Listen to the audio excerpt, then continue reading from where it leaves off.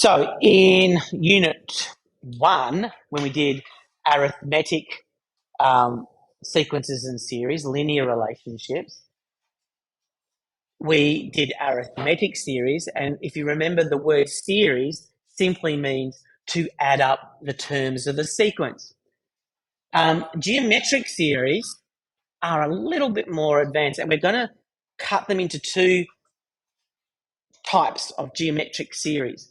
One is finite geometric series, and the other one is infinite geometric series. Now, you can't have an infinite arithmetic series, which is why we don't tackle that, but you can have an infinite geometric series. We'll tackle that in tomorrow's lesson. So what I'm going to do now is I'm going to introduce you to the formula that is used to sum up a whole bunch of terms. Then I'm going to get you to practice it, and then we're going to come back and I'm going to explain why the formula works. Okay, so I'm going to give you time to get used to it first, then we'll come back and have a look at where the formula comes from. It's quite neat and doesn't take too long.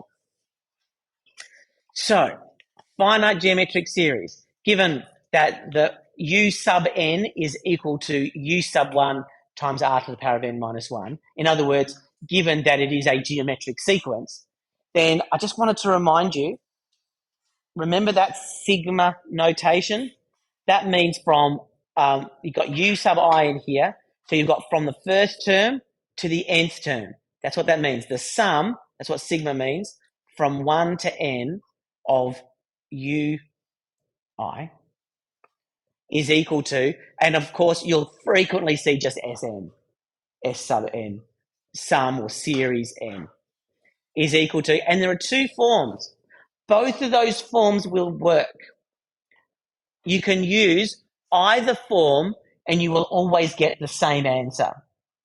Just to give a brief aside as to why these two are the same, if I multiply the top by -1 and the bottom by -1, I will effectively swap those two over and I'll swap these two over. So that's why these are the same, because I'm effectively just multiplying by -1 over -1, which means I'm just multiplying it by 1. That's why it works. Both of those work. Why do we have two forms? Well, I'm glad you asked. If the common ratio is a fraction, i.e. it's between -1 and 1, or even just between 0 and 1 really, but if it's a fraction, then using this form is actually a little bit easier to deal with, because you're going to go 1 minus a fraction to the power of n, and so it ends up being 1 minus a very small number, and so it keeps it positive top and bottom. Whereas if r is bigger than 1, let's say r is equal to 2, then this form keeps the top positive and the bottom positive. If r is a negative number, then -2 to the power of n is still probably easier to deal with than 1 minus -2. But it doesn't really matter which one you choose. You choose either of them and it will work. But generally speaking, use this top formula if r is a fraction, and use this bottom formula if r is not. Okay, let's have a look at an example, and then I'll get you to do some work on it. So, example on slide 2, I hope it's not too small up there. It says find S10, in other words, the sum of the first 10 terms, given 3 minus 6 plus 12 plus ... Well, probably should be a minus ... shouldn't it? So we have an alternating sequence or series. Alternating simply means it goes from positive to negative. What does that tell us about r straight up? If it alternates? Okay, put a pin. Miles? Iris? Were you going to say something? But you're right, Iris. Yeah, both of you. Yep. So it means that r is negative. You'll see that in action in a second. So 3 minus 6 plus 12 minus ... Now, first of all, we don't have a lot of evidence here, but is it a geometric sequence? Well, we can do that by looking at two terms that are next to each other and dividing one by the other. And if we keep on getting the same number, we can be fairly confident that it's a geometric sequence.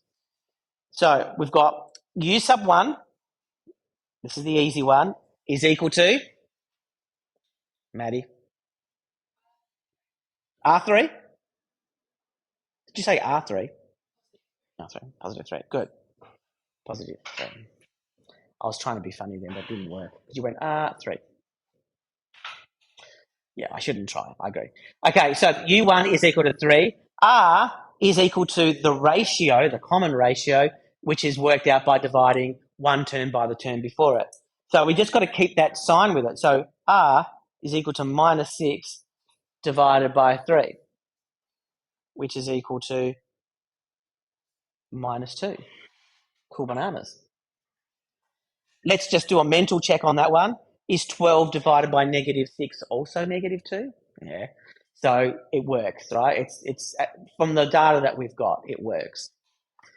Okay, now that we've got U1, now that we've got R, and we also know what N is, what's N? That's even easier than what U1 is. E. Yeah, N is 10.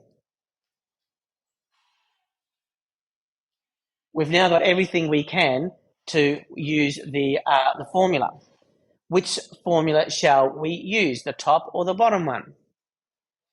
Yeah, the bottom one, because R is not a fraction. Would it matter? No, but we're going to use the bottom one because it'll probably give us the best sort of sequence. So S10 is equal to U sub 1, which is 3, multiplied by R to the power of N, so that's minus 2 to the power of 10. Those brackets are not optional, team. Just remember that minus 2 to the power of 10 is not the same as minus 2 to the power of 10 because of BODMAS or BIDMAS. Okay, powers get applied before negatives do. So this basically says keep the negative with the 2 and then raise it to the power of 10. This says work out 2 to the power of 10 and make the result negative. So just remember those brackets are often critical. Minus 1 all over minus 2 minus 1.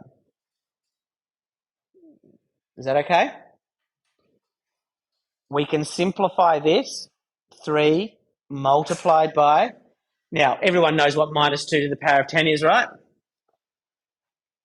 Of course we do.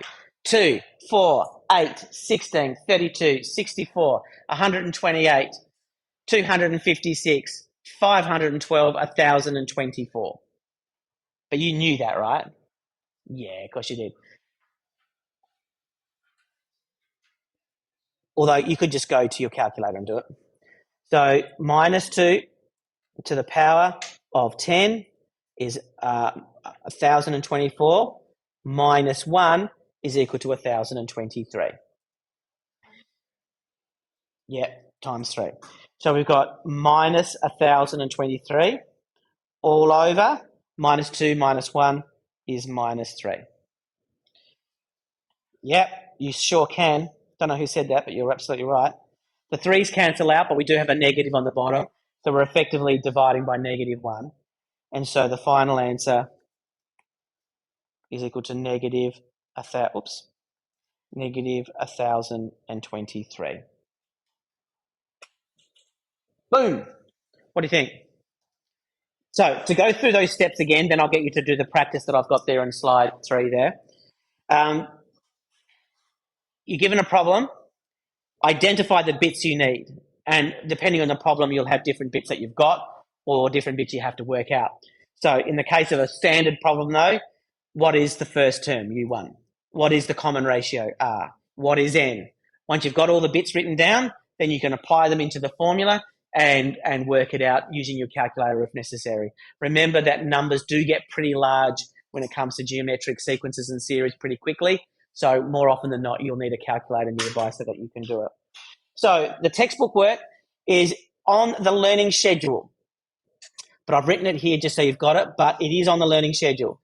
So from the red book, exercise 5H, question 2, ACE, 3 AC, question 5A.